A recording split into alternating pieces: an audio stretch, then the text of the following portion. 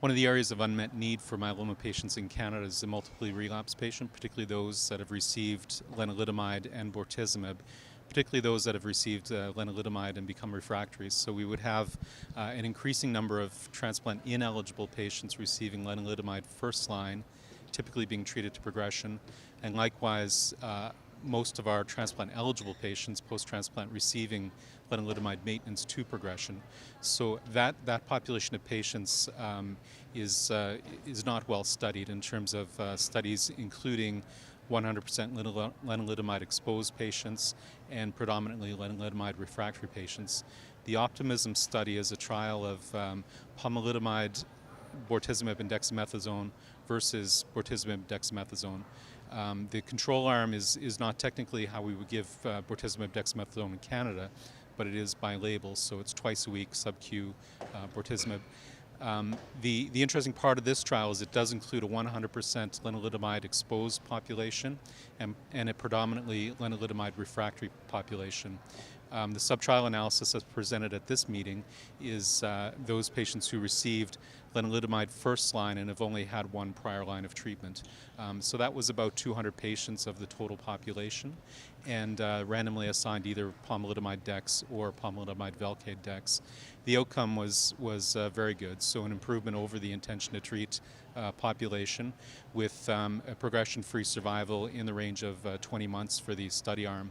Those patients tolerated the combination well and appeared to benefit in terms of progression-free survival. Overall survival is immature at this point.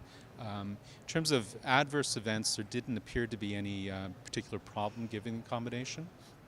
And local experience anecdotally was that patients tolerated it quite well. It is bortezomib until progression. The frequency of bortezomib is reduced after about 8 cycles. The patients do go on to receive essentially maintenance bortezomib along with PomDex.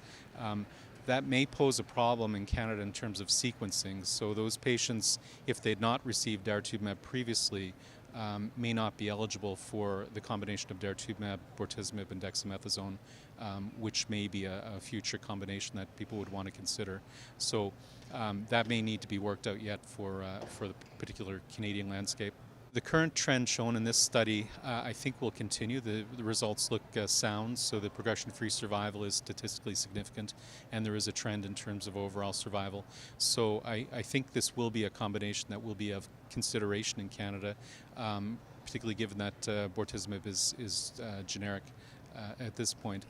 I think where it will be considered is for the patient post-lenalidomide, where the alternative may be the arm from the CASTOR trial with daratumumab, bortezomib, dexamethasone.